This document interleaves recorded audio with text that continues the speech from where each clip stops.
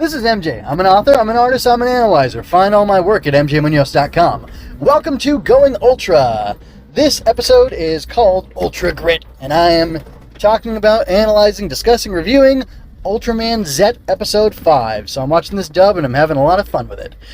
So, I'm going to be talking about ancient secrets, current secrets, amazing action, as well as other topics, which you will hear shortly. So, I'm going to jump right into it without further delay, because this show was so great. I'm going to talk about marvelous miniatures and that poor car. So, the episode opens up with a shot of Alaska. You can't see my scare quotes on that, but Alaska. And in Alaska, there's a giant sheet of ice, like Alaska has all the time. Of course, it actually feels more like the Arctic than Alaska, but I've also never been to Alaska and seen its wondrous sights, so, it's probably mostly accurate. Anyway, there's a giant fissure in the ice, and it cracks open, and something crazy happens when displacing and destroying, sadly, a little ice trundle. I don't know what it's actually called, but it's a vehicle, like a large, heavy vehicle that's meant to use its treads to go over snow over long distances. I believe I've only ever seen one not in real life, but one of an actual one displayed on film before, and that was in the X-Files movie, which had the subtitle of Fight the Future, which was fabulous. Anyway, this one looked a little faker and like a little less well-detailed. I don't think there were transparent windows. We couldn't see anybody piloting it, which is fine. They could have even just iced over the windows and had them appear as if they were translucent, like a window is, but they didn't. But still, I think the effect looked really good. It was a short-lived effect. It was on screen for 5 seconds tops. I think it was closer to 2, though, and it looked really good. And that was just one of many amazing things that was done with miniatures. We had the bikes crashing and tumbling over, and one bell ringing on a bike when Zett plowed into got knocked back to the earth while fighting Pegula, and that was really exciting to see. And we have more. The car that gets flipped over, and you see inside of it a perspective shot from the back seat, the mid seat, the center console, I don't know. And there's all these things that are flying in the car, around in the car, as it's getting flipped over from Pegula's ice blast, which I guess has air in it that displaces the stuff. Whatever is in its way, whatever matter is in its way. And then finally the car gets crushed by Pegula's foot. And it was all very impressive. There was more than that. There was a nice shot. Well, I'm going to talk about the director at the end, so I'll come back to it later. So anyway, starting off with the miniatures, it was a banger, I guess, as the kids might call it today. And then they kept doing great things with miniatures, and it was a marvel to behold, and I really enjoyed it. Next, I want to talk about Hebikura's game. Of course, I'm talking about full spoilers. I'm not going to talk about the rest of the series, but I'm going to allude to it and hint to it. So if you haven't seen Z already, and you're along for the ride for Zett because it's a dub, and that's easier than watching subs, hey, I sympathize with you. I'm there. But you're going to want to anyway, I'm going to keep it safe for you, unless you're hypersensitive to spoilers, then you got to get out of here for a minute. But anyway, so Hebikura's game. We've seen Hebikura playing with a Rubik's Cube. We saw him talk about in the last episode at the very end how he needs to find a new toy to play with. He said that while looking at Beta Smash, so Zett, right? And here we have him effectively playing with Zett in multiple ways. I just want to say this real quick. This is my spoilery section. It's fine. They've been dropping clues since episode 1. I know this is only episode 5, but in, I believe, every single episode, there has been a clue that something's going on with Hebikura. The first episode, it's that he leaves, I think, to go to the bathroom, and he ends up traveling very quickly to the site of the battle where Sevinger is knocked over, and Yoko is checking on your boy Haruki. And we see somebody in a gray uniform, like the storage uniforms, and I think we see a little bit of his long hair on the side of the screen, and I believe we see him pick up medals, but maybe he doesn't actually pick up medals. I can't remember. But regardless, he was there. He traveled there suspiciously quickly, and it was odd. In the second episode, while he's training with Haruki to help him improve his fighting technique so he can defeat whatever the Naranga in Sevinger, because that's the only mech they have available at the time, he seemingly vanishes on him, and like entirely disappears from the scene inexplicably, and then reappears from behind him and hits him, and continues sparring with him and fighting with him, and then he gives him his sage advice, hinting at the fact that he is a salty veteran? No. A senior veteran? No, that's not it. He's experienced. That's what I'm trying to say. You know it, I know it, everybody knows it. Anyway, so he's trying to explain to him, or it's a demonstration of how he is experienced, and I think that's good and interesting. Moving on from there, in the third episode, he mentions, what does he mention? Oh boy. No, never mind. That's this episode. I can't remember what the clue is in the third episode, but it's there. I hinted at it. I dropped a hint of it in my last review, I believe, or in my episode 3 review.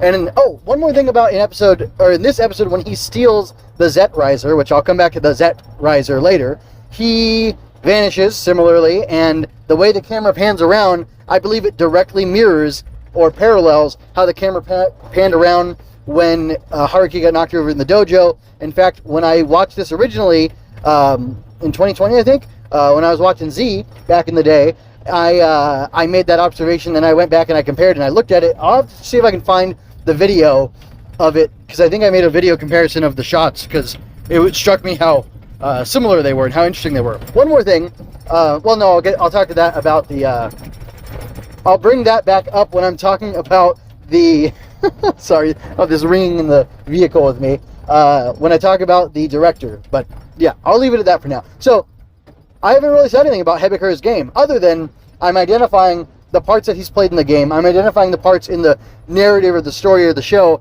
that the creative team, the cast, the crew, the director, whatever, the writing has put for us. It's given us breadcrumbs as to who or that something is wrong with Hebikura, something's different about him. And there's actually, looking at the comments on YouTube for this, there's actually, the butt grabbing thing is apparently a clue as well. And if you were a watcher of another Ultraman show, which I won't name yet, you would know it. But if you want to go look in those comments, I commented and interacted with somebody, and we talked about this specifically. It's very interesting. But anyway, moving on from there. We don't know what Hebikura's game is. Obviously, he wants to be entertained. He wants to enjoy what's going on. What ties to greater powers of darkness does he have is unclear at this point, although he can command them to some extent because he, used them to clone the Zett riser, which is similar, actually, to what the space shark guy, or the parasite thing within it, did in cloning the Zett riser and, I don't know, maybe some monster metals or something like that. So, because we've seen that Haburagi, I believe is his name, he also has a Zett riser, or a type of a Zett riser that he uses to make his monster, or to do stuff with his monster combinations. So, that's interesting, that there's a parallel between the two of them, and obviously the one guy is evil, and Hebikura has been acting for humans. He's been acting to save people's lives for now, but was that just a game? And now that he's mastered being a good civilian like that and helping defend human lives, and he's mastered a Rubik's Cube, what else is he going to master? Is he going to become a master of evil? I don't know. We'll have to watch and find out as the show continues. Moving on from there, concerning pilots. So, while this is an Ultraman show, and while Zett ultimately saves the day and does a darn good job of it and looks really cool doing it, this is a show with a Science Patrol-like team in storage, and they have pilots who weren't counting on an Ultraman to come save the day. The Galactic Allied, that's space, whatever, the Earth forces that have all worked together, this international team that Storage is part of, the Global Alliance, something like that, they are not counting on an Ultraman being there to save the day. They need to be independent operators who can handle the mess of the kaiju on their own. And that's what Yoko wants to do. That's what Haruki wants to do. And they want to do it in their capacity as pilots of these mecha. And this is a little strange. It rings a little strange, but ultimately it's good. Haruki yells out, "This is my job," or "That's my job, to defend people and protect people. And Yoko's, better than me, and she was doing it and willing to give her all, and I have to do the same thing." Great, fabulous. I love how fiercely dedicated they are to their job, which, yeah, they get paid for it, but I think it's more than a job. It's, things are both. Things are nuanced and complicated. So while it is a job, it is also a duty and a privilege and a, I don't know, calling, I guess, to put their lives on the line to protect people. And I think that's great. We get that shown to us through the interactions of Yoko and Haruki here. Yeah, Yoko and Haruki here. And it's just interesting to see it all played out, because we haven't really talked much about why they joined storage or the tragic backstories that may or may not exist for them. Never mind. And it's just their job, but it's not just their job, because it's saving lives in a very open and plain and extreme way. And it's kind of interesting that with their lives being on the line, that there aren't more storage pilots available. Maybe because there was just the one mech at first, they only needed the two. I have no idea if Yuka could pilot them. I would kind of assume not, since it seems like Yoko and Haruki possess a martial arts prowess which enables them to do that. Obviously, Captain Hibikura could do it, but he's not for some reason. So anyway, that's all curious, interesting stuff that I could talk on and on about. But really, it's the determination, the dedication, and the grit and the willingness to do this difficult job with this, deadly or lethal calling to it that these two pilots have that really impresses me. And while I was a little surprised that they used salty language, where Haruki said, what the hell kind of pilot am I anyway, if I can't do this or that or whatever, it's surprising for Ultraman geared towards kids, but, then again, maybe it's not so surprising. And I don't know if that's like a liberty that they took in the translation, because I don't remember what the sub said. But I find that curious. But still, it demonstrates the dedication, the determination, the level, the seriousness of the situation. Because Haruki doesn't seem frivolous to me in that way with how he speaks. So, this shows that it's serious and that things are grim and dark, and he's going to step up to handle the situation with everything he's got, just like Yoko did. And, I mean, you can joke about, or I don't know, you could joke or complain if you wanted to about, wokeness or, strong female character or whatever, but like, I think that's silly in this situation, because Yoko is a strong female character. She's doing things. She's, the better pilot. Maybe it's a little silly, the arm wrestling thing, but I'm okay to indulge it, but for the sake of the show. And I don't know her workout routine. I don't know those tech's workout routine either, so you never know. But anyway, and Haruki doesn't have like a huge build compared to her, so I think he'd only be naturally a little bit stronger than her, if that. But depending on training, that kind of changes things. But regardless, she pilots the mech well, which is its own thing.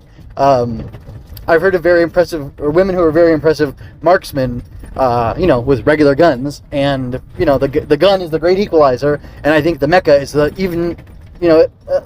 great equalizer to another degree. So that makes sense to me, and she's just utterly competent at her job. But not only is she competent, she's courageous and willing to sacrifice herself, and she has that determination. And I don't think that Haruki lacked that determination, but seeing her express it so strongly and clearly and resolutely, I think really inspired and impacted him, and it caused him to do the same thing. And I find that impressive, and really, I love the heroism of both of them.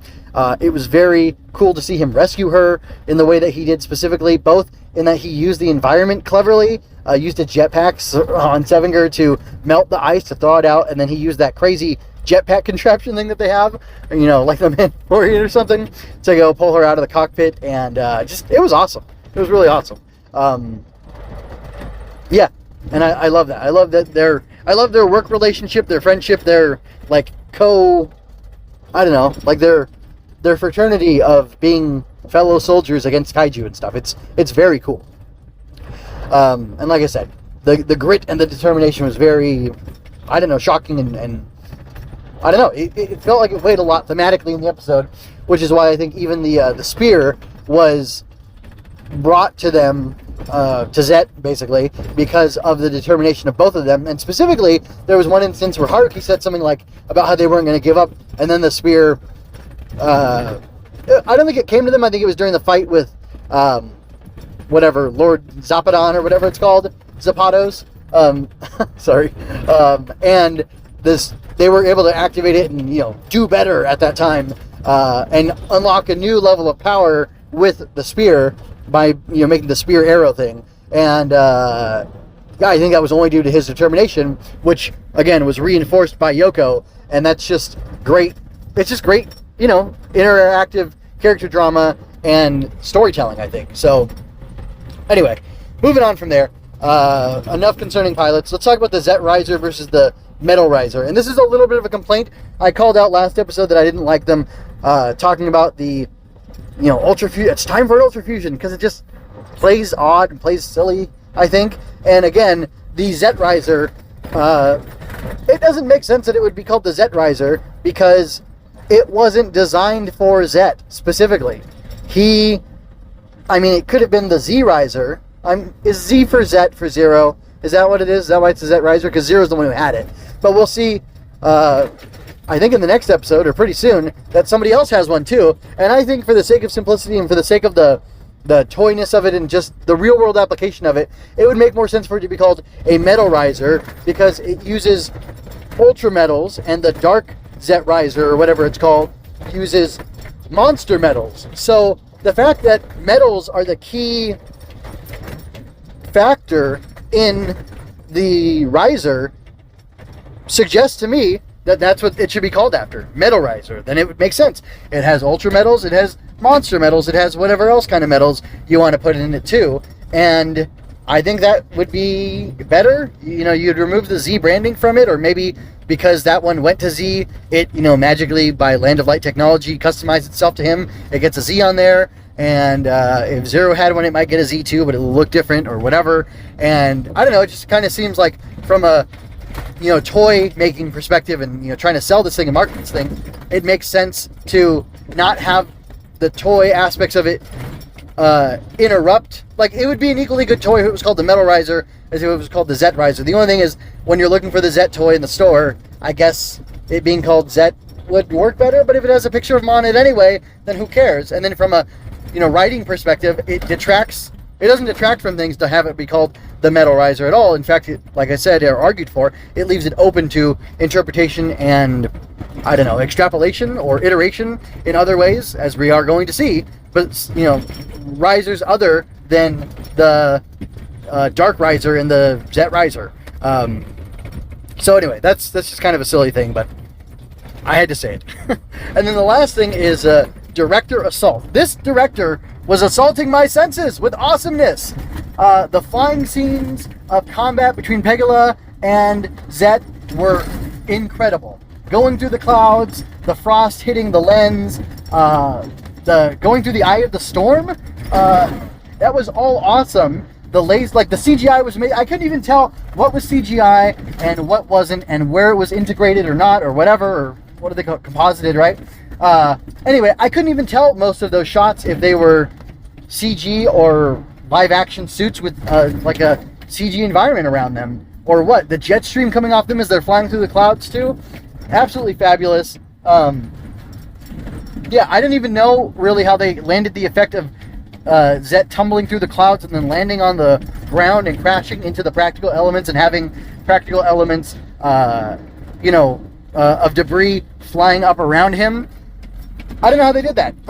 But the miniature in the beginning, the car flipping over, the shot of when he knocked over Pegula in front of that preschool or kids' room, maybe kids' classroom in the high-rise building, and all the toys and stuff jump and squeak and make noise and crash around the room as they're dealing with the seismic impact of Pegula falling.